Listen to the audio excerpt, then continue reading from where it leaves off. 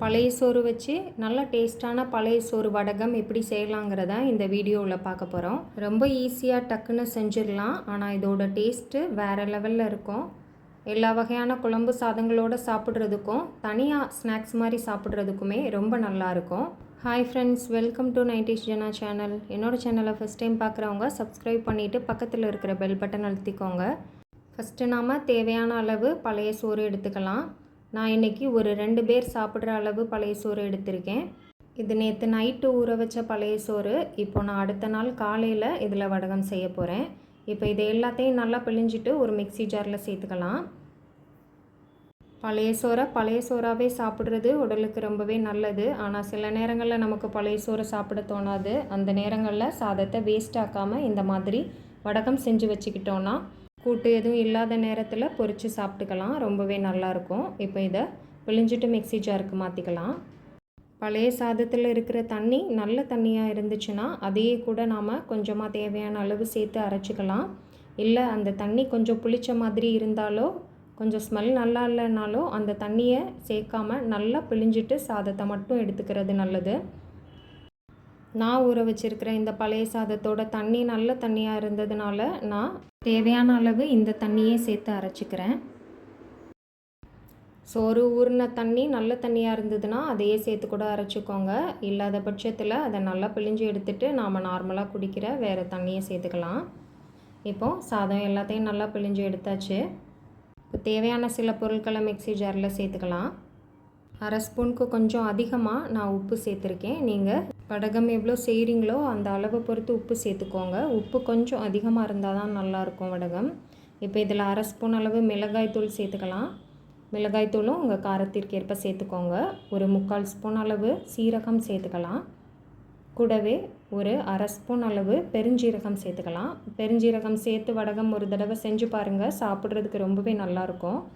ஒரு 2 சிட்டிகை அளவு பெருங்காயத்தூள் சேர்த்து இந்த மாதிரி நல்லா அரைச்சி எடுத்துகிட்டு வந்தாச்சு. நான் இப்போது ஒரு 1/4 டம்ளருக்கும் கொஞ்சம் கம்மியாக தண்ணி ஊற்றி அரைச்சி எடுத்துகிட்டு வந்திருக்கேன். தண்ணி ரொம்ப அதிகம் சேர்த்துடக்கூடாது. இந்த மாதிரி எடுத்து வைக்கிற பதத்தில் இருக்கணும். ரொம்ப பேஸ்ட்டு மாதிரி அரைக்காமல் கொஞ்சம் சாதம் அங்கங்கே இருக்கிற மாதிரி அரைச்சி எடுத்துக்கலாம். இப்போ நல்லா எல்லாம் மிக்ஸ் ஆகிடுச்சான்னு பார்க்கணும். இல்லைனா ஒரு தடவை நல்லா எல்லாத்தையும் சேர்த்து கலந்து விட்டுக்கலாம். இப்போ ஒரு பிளேட்டில் கொஞ்சமாக எண்ணெய் தடவி எடுத்து வச்சுருக்கேன். அந்த பிளேட்டில் நாம் அரைச்சி எடுத்துகிட்டு வந்திருக்கிற சாதத்தை கொஞ்சம் கொஞ்சமாக பிரித்து இந்த மாதிரி வச்சுக்கலாம். ரொம்ப பெருசாக இல்லாமல் இந்த மாதிரி இந்த சைஸ்க்கு வச்சோன்னா கரெக்டாக இருக்கும். எண்ணெய் ரொம்ப அதிகமாக சேர்த்துடக்கூடாது. லைட்டாக மட்டும் எண்ணெய் தேய்ச்சிட்டு இந்த மாதிரி வச்சோன்னா இது காஞ்சதுக்கப்புறம் எடுக்கும்போது ரொம்ப ஈஸியாக எடுக்க வரும்.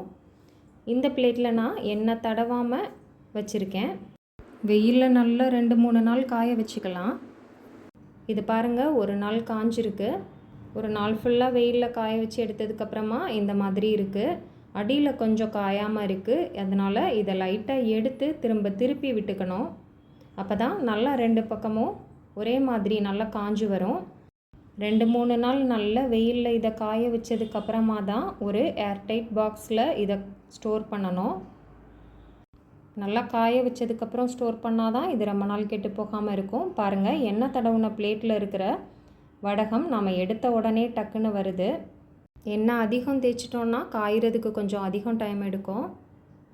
ஒரு தடவை எல்லாத்தையும் நல்லா திருப்பி விட்டு ஒரு நாள் வெயிலில் காய வச்சு எடுத்தோன்னா எல்லாமே நமக்கு நல்லா காஞ்சி வந்துடும். இப்போ பாருங்கள், இது எண்ணெய் தடவாத பிளேட்டு. இதில் கொஞ்சம் ஒட்டி இருக்குது. அதுவும் ரொம்ப ஒட்டாது, கொஞ்சம் லைட்டாக ஒட்டி வரும். எண்ணெய் தேய்ச்ச பிளேட்டில் சுத்தமாக நமக்கு ஒட்டாது. எடுத்தோடனே ஈஸியாக வந்துடும். இப்போ இதை எடுத்துகிட்டு இன்னொரு நாள் வெயிலில் வச்சு எடுத்துக்கிறேன். இப்போ பாருங்கள், நல்லா காஞ்சிருச்சு. பழைய சோறு வடகம் நமக்கு சூப்பராக ரெடி ஆயிடுச்சு. இது நாம் எண்ணெய் தேய்க்காத பிளேட்டு. இதுலேயுமே ரொம்ப ஒட்டலை. பாருங்கள், லைட்டாக மட்டும் ஒட்டியிருக்காங்கங்க. இப்போ நாம் அடுப்பில் எண்ணெய் சட்டி வச்சு எண்ணெயை சூடு பண்ணிக்கலாம். எண்ணெய் சூடானதுக்கப்புறமா நாம் காய வச்சுருக்கிற வடகத்தை போட்டு கரண்டி வச்சு இந்த மாதிரி திருப்பி விட்டோம்னா எல்லா பக்கமும் நல்லா சமமாக சூப்பராக மொறுமொறுப்பாக வெந்து வந்துடும். நல்லா பொரிஞ்சு வந்ததுக்கப்புறமா வெளியில் எடுத்துடலாம். வீட்டில் பழைய சோறு அதிகம் இருக்கிற நேரத்தில் சாப்பிட முடியலைன்னா வேஸ்ட் ஆகாமல் இந்த மாதிரி செஞ்சு வச்சுக்கலாம். இது சாதத்தோடு மட்டும் வச்சு சாப்பிடணுன்னு இல்லை, தனியாக ஸ்நாக்ஸ் மாதிரி கூட சாப்பிட்டுக்கலாம். நல்லா சாப்பிட்றதுக்கு பாப்கார்ன் மாதிரி டேஸ்ட்டாக இருக்கும். நீங்களும் இதே மெத்தடில் ஒரு தடவை செஞ்சு பாருங்கள். செஞ்சு பார்த்துட்டு எப்படி இருந்ததுன்னு சொல்லி எனக்கு கமெண்டில் சொல்லுங்கள். என்னோடய சேனல் பிடிச்சிருக்குன்னா லைக் பண்ணுங்கள், சப்ஸ்கிரைப் பண்ணுங்கள். தேங்க்ஸ் ஃபார் வாட்சிங்.